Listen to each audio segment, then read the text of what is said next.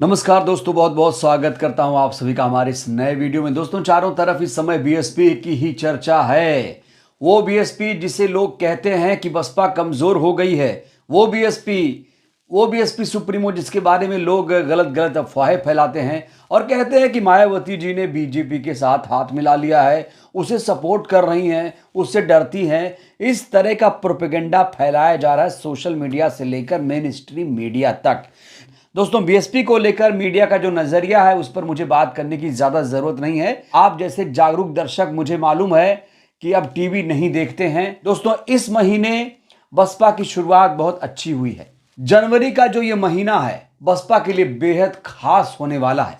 कहते हैं कि अगर आगाज अच्छा हो तो अंजाम भी अच्छा होता है। आकाश आनंद ने 5 जनवरी को दिल्ली में जो रैली की वो ऐतिहासिक रैली बन गई। हर कोई आकाश आनंद के स्पीच को शेयर कर रहा है, हर कोई उनकी तारीफ कर रहा है, क्योंकि ये मत भूलिए कि आकाश आनंद जी ज्यादा तजुर्बेकार नहीं है, अनुभव ज्यादा नहीं है, ना ही उम्र है। उस हिसाब से देखा जाए तो उनके भाषण में बहुत ज्यादा धार देखने को मिल रही है। बहुत वो मेच्योर नजर आ रहे हैं और जब बोलते हैं तो धुआंधार बोलते हैं। इस समय चारों तरफ आकाश आनंद की चर्चा है, लेकिन इस बीच मायावती जी के जन्मदिन को और ज्यादा खास बनाने के लिए बसपा के तमाम नेता एक्साइटेड हैं। जी हां दोस्तों, इस समय हर कोई बसपा सुप्रीमो के बर्थडे को खास बनाने के लिए पंपलेट छपवा रहा है, पोस्टर छपवा रहा है, कार्ड छपवा रहा है और मायावती जी को गिफ्ट देने के अलग अलग तरीके लोग निकाल रहे हैं। लेकिन दोस्तों, आपको मैं सबसे बड़ी खबर बताना चाहता हूं। सबसे बड़ी खबर यह है कि मायावती जी के बर्थडे के साथ ही शुरू हो जाएगा बीएसपी का मिशन 2027। और आपको बताएं तो बहुत खास रणनीति तैयार हो चुकी है। बीएसपी सुप्रीमो ने एक खास रणनीति तैयार कर दी है उत्तर प्रदेश को फतह करने के लिए। तो इन रणनीतियों को समझने के लिए आपको 3 बिंदुओं पर ध्यान देना पड़ेगा। पहला बिंदु यह है कि जो पुराने नेता हैं उन्हें फिर से बसपा में वापस कैसे लाया जाए, उनकी तलाश शुरू हो चुकी है। और पुराने नेताओं का जब जिक्र होता है तो उसमें स्वामी प्रसाद मौर्य जी का भी जिक्र होता है दोस्तों। और कई बार ये खबरें चली हैं कि स्वामी जी बसपा में आ रहे हैं, कई बार ये कहा गया कि वो अब बसपा का दामन थाम लेंगे। अब फिर ऐसी ही चर्चा छिड़ चुकी है और कहा जा रहा है कि 15 जनवरी को कुछ नया धमाका कर सकते हैं स्वामी प्रसाद मौर्य। खबर यह भी मिल रही है कि स्वामी प्रसाद मौर्य भी 15 जनवरी को मायावती जी से मिलने जा सकते हैं। जी हाँ दोस्तों, इस समय की सबसे बड़ी खबर मैं आपके सामने साझा कर रहा हूं। खबर मिल रही है, अंदर खाने से ऐसी खबरें मिल रही हैं कि स्वामी प्रसाद मौर्य जी भी मायावती जी को बर्थडे विश करने पर्सनली जा सकते हैं, क्योंकि दोनों ही लखनऊ में रहते हैं।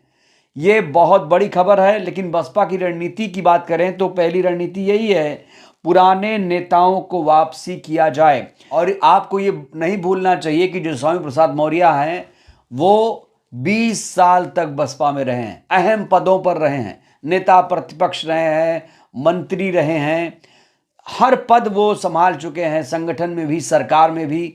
तो ऐसे नेताओं की जरूरत है बसपा को, जो बसपा में कई सालों तक रहा हो और महत्वपूर्ण पदों पर रहा हो, जिसका पार्टी में ज्यादा तजुर्बा हो।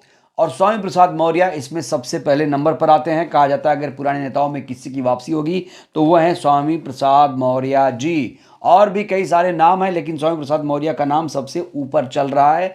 अगर स्वामी जी मायावती जी से मिलने गए तो ये मान लीजिए कि जरूर ऐसी कोई बात छिड़ेगी। और अगर बहन जी ने स्वामी प्रसाद मौर्य जी को इस तरफ इशारा किया कि आइए आप पार्टी में स्वागत है, इस तरह कुछ ऑफर मिला, तो स्वामी प्रसाद मौर्य मना नहीं कर पाएंगे। बड़ा सवाल, क्या बहन जी इस तरह का ऑफर स्वामी प्रसाद मौर्य को करेंगी? ये बहुत बड़ा सवाल है। दूसरी बड़ी रणनीति दोस्तों, दूसरी बड़ी रणनीति क्या है बसपा की? जिन नेताओं को पार्टी में वापस बुलाया जाएगा, जिनकी तलाश अभी की जा रही, कुछ की तलाश की जा चुकी है, उन्हें महत्वपूर्ण जिम्मेदारी दी जाएगी। सिर्फ बुलाया नहीं जाएगा। जैसे एक नेता और हैं के गौतम, कमलकांत गौतम जी भी मन बना चुके हैं और कई बार अनऑफिशियली बात हुई तो वो भी इस तरफ इशारा कर चुके हैं कि भाई अगर मिला इनविटेशन तो जरूर सोचेंगे, जाएंगे। इस तरह की बातें वो लगातार कई मंचों पर करते रहे हैं।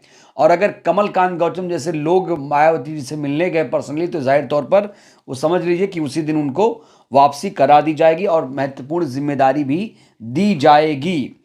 तीसरी बड़ी बात दोस्तों, तीसरी बड़ी बात क्या, रणनीति तीसरी क्या है, जो मूल संगठन है बसपा का, जो मूल संगठन है उसे और अच्छे तरीके से संगठित किया जाए। बाम सेफ को लेकर, बाम सेफ को फिर से एक्टिव करने की मुहिम शुरू की जाएगी। और कहा जा रहा है कि बसपा अगर बाम सेफ को एक्टिव कर लेती है तो फिर उसी जमाने में चली जाएगी 2007 के, जहां पर पूर्ण बहुमत से बसपा की सरकार बनी थी।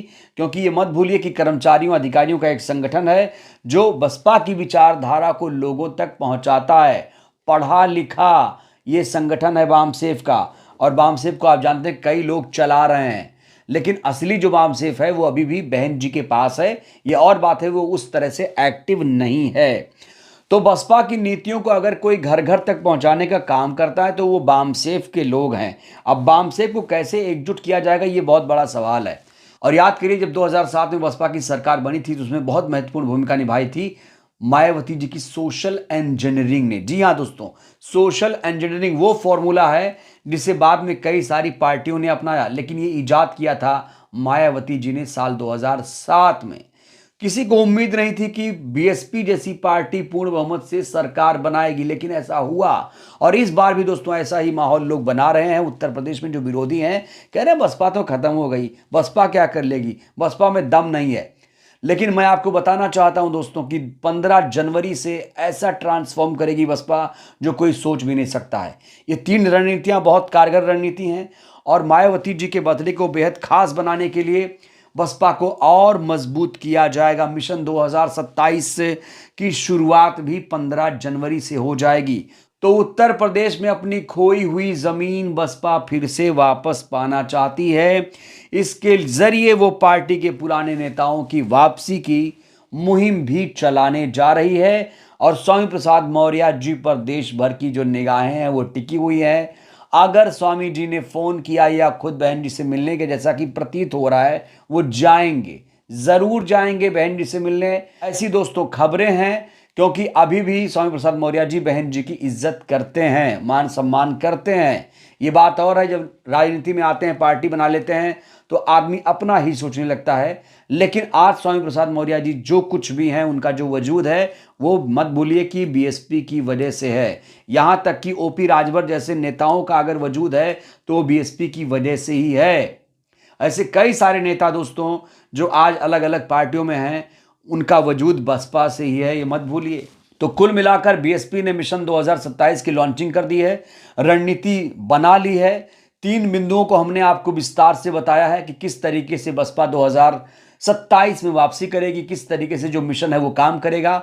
बहरहाल अब देखना होगा कि पुराने नेताओं को किस तरीके से वापसी कराया जाएगा, क्या उनको जिम्मेदारी दी जाएगी, ये महत्वपूर्ण रहेगा देखना। और 15 जनवरी को मायावती जी का बर्थडे कितना खास होगा ये भी देखना होगा। कौन कौन नेता विश करते हैं, कौन कौन जाते हैं बधाई देने, बुके देने, ये सब दोस्तों देखने को मिलेगा। दोस्तों ये जो हफ्ता है बहुत ज़्यादा खास है बीएसपी के लिए। बहरहाल इस वीडियो में इतना ही। मायावती जी को आप लोग जन्मदिन की कैसे बधाई देंगे, क्या तैयारी आप लोगों की, क्या स्वामी प्रसाद मौर्य जी को बीएसपी का दामन थामना चाहिए, आप लोग भी अपनी राय दीजिएगा। बहुत बहुत धन्यवाद।